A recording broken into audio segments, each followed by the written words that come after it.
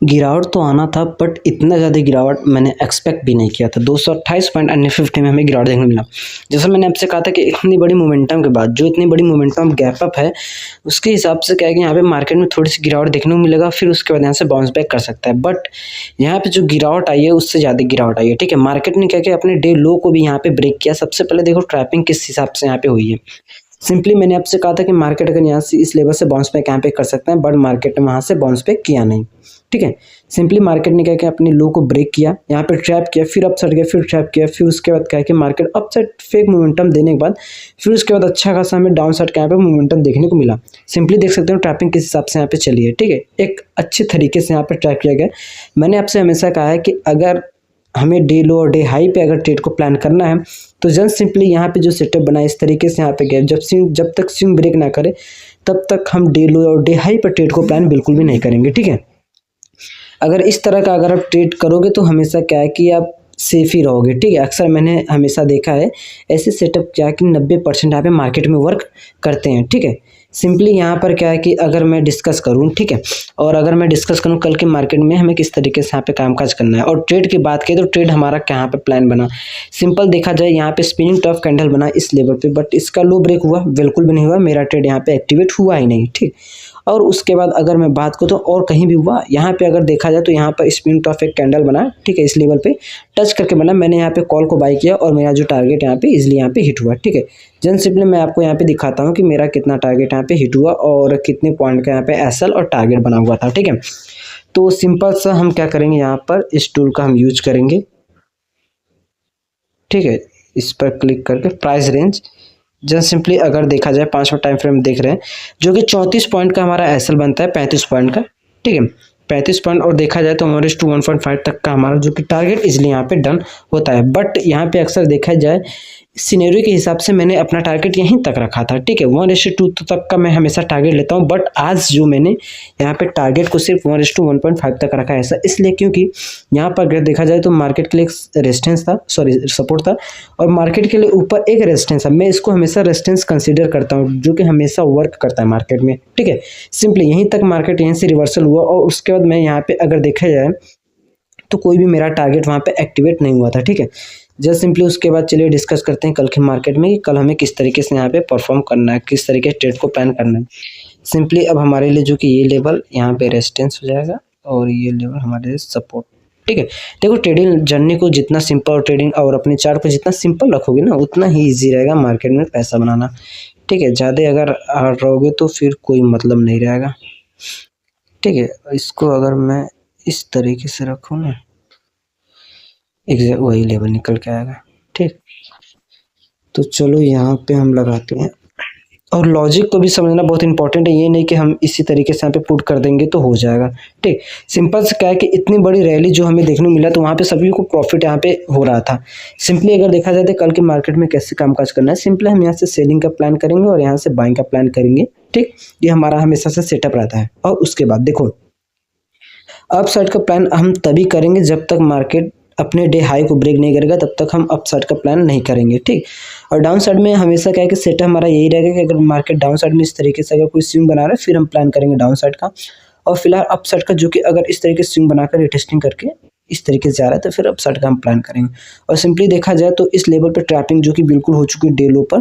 ठीक है, तो यहाँ पे अगर देखा जाए तो मार्केट अगर इस लेवल को ब्रेक करा तो फिर तो यहाँ तक के जाने का चांसेस हैं। ठीक है, अगर मार्केट इस लेवल को अगर ब्रेक करा इस स्विंग को, क्योंकि इस लेवल पे बहुत तेज़ यहाँ पे मतलब सबसे ज़्यादा यहाँ पे सेलर्स बैठे हुए हैं। अक्सर आपको पता है कि स्विंग है, स्विंग लो पर इस तरीके से सबसे ज़्यादा सेलर्स और बायर्स रहते हैं। ठीक है, तो सिंपली ये लेवल हमारे लिए बहुत ज़्यादा इंपॉर्टेंट है। अगर मार्केट इसको ब्रेक करता है तो फिर तो मार्केट अपने डे हाई 23,951 साइकोलॉजिकल लेवल है और इसके ऊपर जब तक सस्टेन नहीं करेगा तब तक मार्केट को अपसाइड मोमेंटम कमी हमें देखने को मिलेगा। ठीक है, तो इस तरीके से हम कल अपने ट्रेड को एक्टिवेट करेंगे। ठीक, और उसके बाद चलिए डिस्कस करते हैं बैंक निफ्टी की। और बैंक निफ्टी की अगर बात करें तो बैंक निफ्टी में अच्छा खासा यहाँ पे सेटअप हमारा एक्टिवेट हुआ था और इजिली जो सेटअप मैं आपको यहाँ पे दिखाता हूँ, सेटअप मस्त हमारा एक्टिवेट हुआ था इस पर डोजी यहाँ पे अगर स्पिनिंग टॉप इसको कैंडल बना, इसका लो ब्रेक हुआ और अच्छा खासा टारगेट आपको बहुत ही तगड़ी टारगेट हमें यहाँ पे देखने को मिली। ठीक है, एग्जैक्ट मार्केट ने क्या किया कि इसी लेवल पे बनाया और अक्सर आपको पता है कि जब तक इसको टच करके नहीं बनता तब तक क्या है कि हम अपने ट्रेड को एक्टिवेट नहीं करते। ठीक है, वहाँ पे एग्जीक्यूट भी नहीं करते हैं।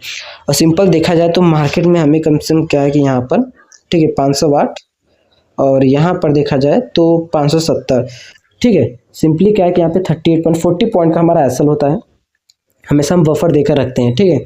और कम से कम 80 पॉइंट का हमारा टारगेट यहाँ पे होना चाहिए, ठीक है। इजीली देख सकते हो 80 पॉइंट से ज़्यादा बहुत सारे पॉइंट, कम से कम 300-400 पॉइंट हमें इजीली यहाँ पे मिल गए, ठीक है।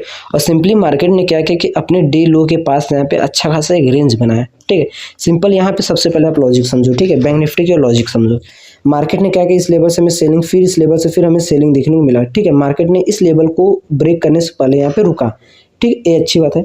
फिर मार्केट ने क्या किया, अपने डे लो के पास यहाँ पे सस्टेन किया, एक रेंज बनाया। उसके बाद जब ब्रेक डाउन किया तो फिर उसके बाद सभी को लगा यहाँ पे सेल करेंगे, ठीक है। यहाँ पे सब लोग यहाँ पे सेल करने लगे और सभी लोगों का मार्केट अब यहाँ से और भी तेजी से गिरेगा लास्ट मोमेंटम में, ठीक है। लास्ट में भी और भी तेजी से, कम से कम 1 घंटा था मार्केट के लिए, बट मार्केट यहाँ से गिरा नहीं। और उसके बाद थोड़ा सा अपसाइड जाने के बाद जो रेंज क्या है कि छोटी होने लगी बायर्स की, ठीक है। यहाँ पे दिखा रहा है कि मैं स्ट्रांग नहीं हूँ, बट यहाँ पे सारी लिक्विडिटी यहाँ पे ग्रैब की जा रही है, ठीक है। ये आप देखो, सबसे पहले यहाँ पे सभी की लिक्विडिटी यहाँ पे ग्रैब की जा रही है, ठीक है।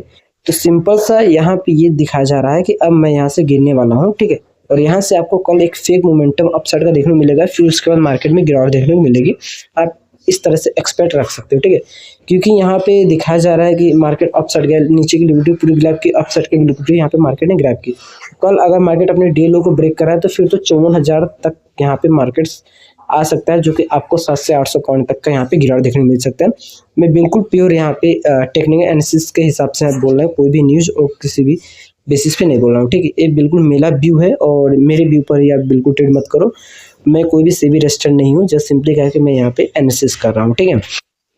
तो सिंपल से क्या है कि हमने क्या कि रीजन यहाँ पे बता दिया और उसके बाद जस्ट सिंपली हम एनालिसिस करते हैं। यहाँ पे मैं आपको लेवल्स निकाल के देता हूँ कि कल किस तरीके से यहाँ पे मार्केट ट्रेड कर सकते हैं, ठीक है। इस तरीके से देखो, यहाँ पे बहुत बड़ा यहाँ पे लेवल निकल के आया, जो कि बहुत ही अच्छी बात है, ठीक है। अक्सर एक सेटअप पे अगर आप वर्क करोगे ना तो लॉन्ग टर्म क्या है कि वो आपको प्रॉफिटेबल देगा।